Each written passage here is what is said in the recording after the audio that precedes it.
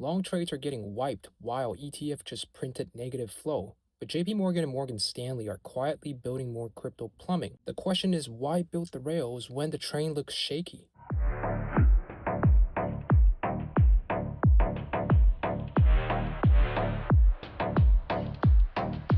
Welcome back to Black Room Trade. Today, it's not a buy-sell video. I'm going to show you what changed, how it actually works, and why this combination tends to make market feel uncomfortable. And you tell me in the comments which side you think it's lying. Right now, Bitcoin is around 90.2K after tapping the mid-94s and sliding back. And the vibe looks like an uptrend fatigue, not collapse. Open interest is still huge at about 62.36 billion, roughly 691,000 Bitcoin, meaning leverage is still in the room even after the pullback. Funding is still positive.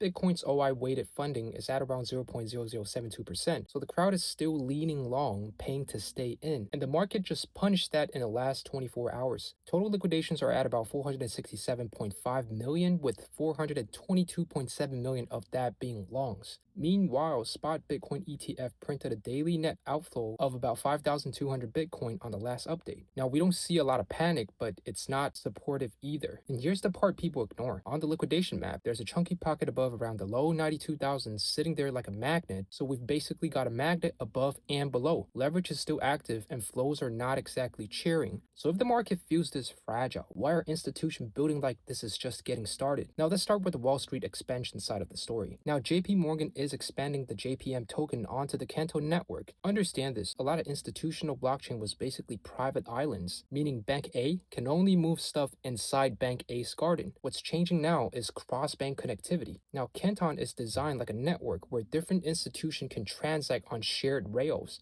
at the same time still controlling privacy and permission. If that works out, it's not about you buying a token. It's really about settlement getting faster and more programmable. And that also means payments, moving collaterals, real-world assets, basically all the boring stuff that secretly runs everything. And when that friction disappeared, market usually get more liquid and way more competitive. So if banks can move value faster than you can move money between exchanges, who's the dumb liquidity then? Now, let's zoom out to the ETF side for a second. Morgan Stanley just filed for a spot Ethereum ETF, and here's why that matters. For most big money, Ethereum exposure used to be basically two choices. Either don't touch it or touch it through some messy wrapper that nobody really loves. However, a spot ETF is completely different because it fits compliances, it fits custody, it fits reporting, and it fits mandates. So this is not about excitement, it's just a lot easier for them. And here's the psychological trick.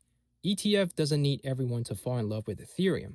They just need enough allocation committees to go, fine, we're going to do 0.5%. So if Ethereum becomes a portfolio checkbox, does that kill the casino or supercharge it? Now let's connect this back to our Bitcoin market condition. We've got positive funding, big OIs, longs getting liquidated, and ETF printing outflows. That's risk being punished, but the institutions are building like they expected crypto to be used, not just traded. So are they building because they know something or because they're preparing to control the casino? Now here's the quiet part that tends to get missed when people only look at the headlines. What happened is that distribution is happening even when the narrative feels bullish. Don't forget that CoinDesk reported Riot Platforms sold about 200 million worth of Bitcoin in the last 2 months of 2025. Before, miners were mostly holders if possible, and they'll sell if they're forced to. Now the question is, what changes when miners sells into strength? It could possibly be treasury management, expansion costs, or simply they prefer cash right now. And miners selling tends to do one thing to the market environment, which is it adds real spot supply, not leverage games. So we're talking about actual coins hitting the bids. Now if the people who produce Bitcoin are selling, why are you paying positive funding to stay long? Last but not least, let's look back into our ETF table. We just saw roughly 502,000 Bitcoin net flow on the last update. That doesn't mean institutions are done, but it does mean marginal demand can flicker off. In this exact environment, the market tends to become a story market. People chase whatever feels alive, which brings me to the retail bait. If you see meme coins energy again, such as SHEEP pop in early 2026 while people debate whether it's different this time, now that's not a prediction. It's a reminder that when flows get weird, attention looks for dopamine. Have you ever thought about what if meme coins aren't a bull signal, but a stress signal? Because attention rotates when liquidity gets nervous. So here's the uncomfortable thought that I can't shake. In the same week, we see crowded leverage and longs getting punished. We also see institution expanding rails. That usually means one of two things. Either they're preparing for the next wave of real adoption, or they're preparing for the moment retail realize the casino is being redesigned while they're all arguing about candles. Tell me what you think, which is more true. Are we watching early build out of real crypto, or are we watching the step for the next extraction cycle? All right, that's what I have for you guys today. If you feel like I missed anything, feel free to drop a comment. And if you found this video helpful, make sure to drop a like and subscribe. I'll see you in the next one.